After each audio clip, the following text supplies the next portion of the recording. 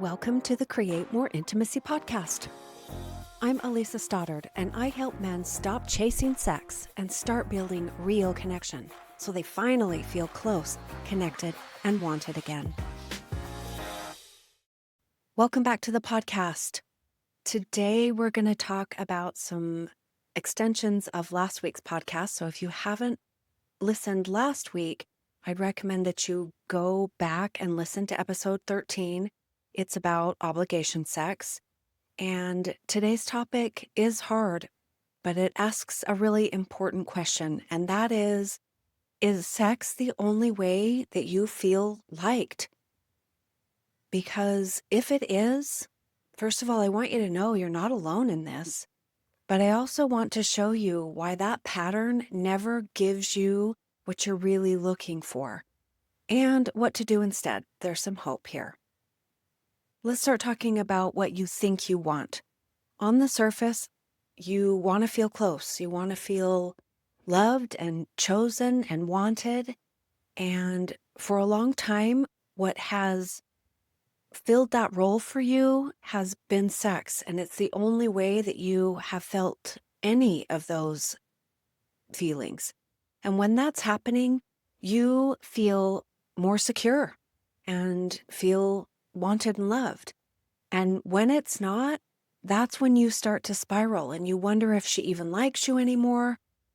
And you probably try to hold it together, but inside it starts to feel very personal.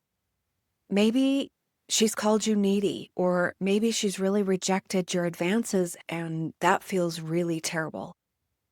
What I observe men doing is pretending that they don't care. They get good at pretending that they don't care, but the truth is it totally hurts. The piece that's missing is that you have never been taught what to do with that pain except to chase sex or to just shut down. What is it that you actually are seeking? What are you really seeking here? I had a client recently tell me that when his wife turns him down for sex, he doesn't just feel rejected. He feels unlovable and wonders if he matters, if she even likes him. And what I could see immediately was that this wasn't really about sex. This was about validation, about worth.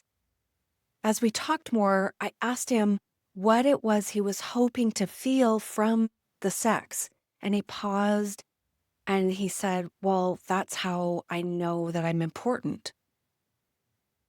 And I just want to feel close. And I know he was sincere in that. But the real thing that he was craving was to feel chosen and to feel wanted, not just physically, but emotionally too. And he wanted proof that he was lovable. This outsources your worth to someone else's body.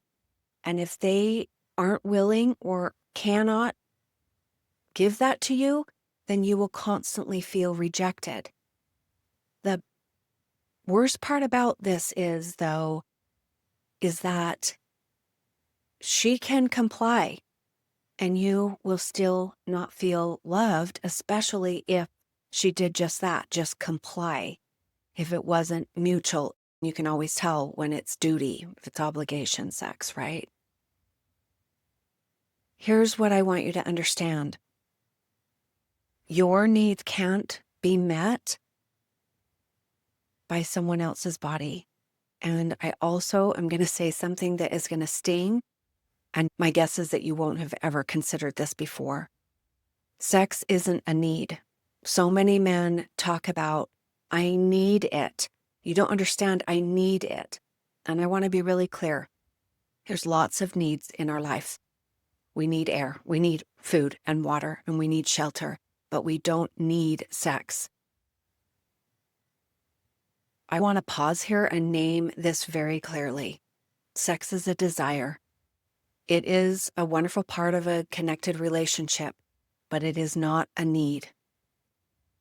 Food, water, shelter, those are needs again. But you are not wrong for wanting sex. So when I hear you say, I need this, what I understand you to really mean is, I don't know how else to feel loved. That's it. That's it right there. That's the hard truth.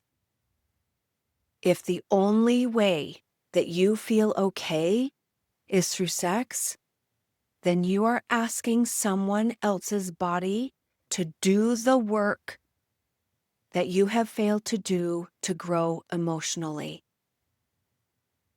And that isn't a partnership. That is full on, full court pressure. I want to say this lovingly and directly. You're not entitled to your partner's body. She gets to choose what she shares, how often she shares, with whom she shares, just like you do have autonomy over your body. I want to put a finer point on this even. Only when a baby is an infant is it appropriate for another person to rely on or have needs met through someone else's body. And I know I don't have to tell you this, but you're not an infant anymore. You are a grown man.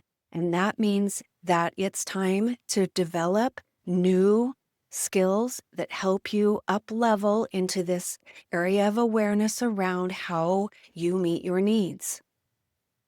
This is tough stuff. This is hard. I want you to understand why this pattern even exists. Let's look at this on a deeper level. And this is the work that I did with my client. If sex is the only way that you feel liked, it probably goes back a lot further in your life, in your childhood, than your current relationship. So let me ask you this. When was the first time you felt invisible? When was the first time you felt like you didn't matter? Maybe it was when you were a kid trying to get your dad's attention or your parents' attention or your adults to notice you. Maybe your mom was overwhelmed and emotionally unavailable. Perhaps you learned really early that love had to be earned. Or messages like that you were too much, too needy, or that you weren't enough, or that you were a burden. And you might not remember all of those moments. You might not remember specific conversations even, but I know your body does. And that kind of emotional neglect leaves a wound, and one that says, I only matter if I perform, or I'm a perfect child so that my parents don't have to worry about me.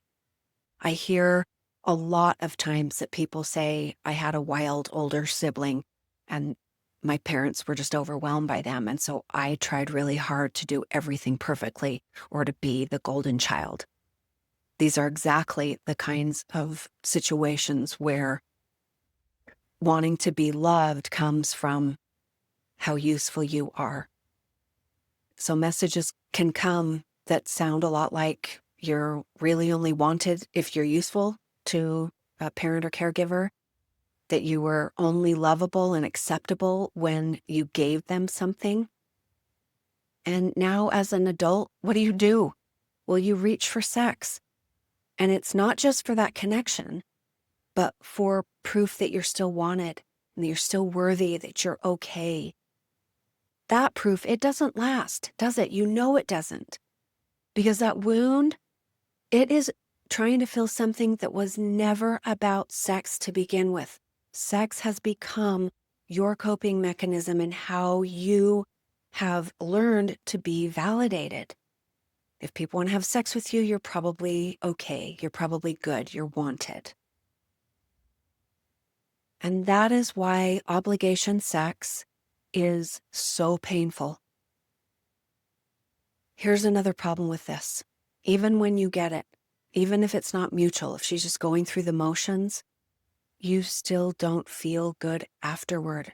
In fact, so many of you talk to me about how that can actually even feel worse. And you question whether she even wanted it, really? And you know she didn't. She just complied. And you wonder if she just gave in to avoid a fight. And that doesn't make you feel wanted. So maybe you even feel guilty for having pushed her and entitled because it's how you feel loved, but then you feel a little pitied or ashamed, and it's an ugly cycle that doesn't actually give you that feeling that you've been craving. And that cycle, this is exactly what happens when sex becomes the transaction. It's not a solution. It's kind of a setup for a really unpleasant, non-fulfilling outcome, and it deepens the wound. What I want you to understand, though, that I think that you've been missing is that you equate sex with being wanted. What you really wanted was closeness, but what you got was compliance only. Real connection looks like what? So if we're not going to use sex as the fix, then what do we do? I'll be honest, the reason we're here is so that you can help uplevel your life. So since we can't control her, what we will do is start to recognize that the fix really starts with you. It starts with your willingness to get curious about where the true pain is really coming from. It starts with you exploring what rejection brings up in you, not just in that moment, but also in your story, the story you're telling about what happened as a child, how you coped and survived your childhood. And also to stop outsourcing your sense of worth to your partner's body. Now, I know this is not easy work, because it's a total paradigm shift, but it is the only kind that actually heals. And at the same time, you get to expand your definition of connection. Real connection isn't just about physical touch. It's emotional, it's mental, it's relational, it can be spiritual. It's her reaching for your hand, not because she's bracing herself for where it's going to lead, but because she actually wants to feel close to you. It's laughing together. It's helping without being asked, meaning that you show up as an actual partner and invested in your relationship. It's about making eye contact and staying present in a conversation and not letting phones and distractions get in the way. It's taking time. It's being able to sit next to each other in silence and still feel known. Now, I have heard men say this, and maybe you have thought this too. And it's, what is even the point of marriage if I don't get sex? Isn't that part of the deal? And I want you to know I absolutely get it. I know you want to feel wanted. You want to share a life that includes passion and touch, and I know that matters. But here's the problem. If you see your wife's body as the prize for being a good husband, then you have reduced her down to vending machine validation. And marriage is not a transaction. It is a relationship and a partnership. And the more you try to extract connection through pressure, the less likely you are to experience the intimacy you have been wanting. And that's why this has to change. That's why you have to change, and you have to make the first steps. But the beautiful part here is that you're in full control over this. You get to take the first steps. You get to see the changes in real time as you show up differently. Because when you do, connection becomes something you build together, not something you beg for. Because I know you haven't been begging for connection. You've been begging for sex. That's the rejection. Here's a final thought for you. I want to leave you with this. If you have been trying to prove your worth, feeling validated through sex, if you've been measuring how loved you are by how often she says yes, then you are living in a loop that will never satisfy you. Because no one else's body, no matter how often they say yes, can make you feel whole inside.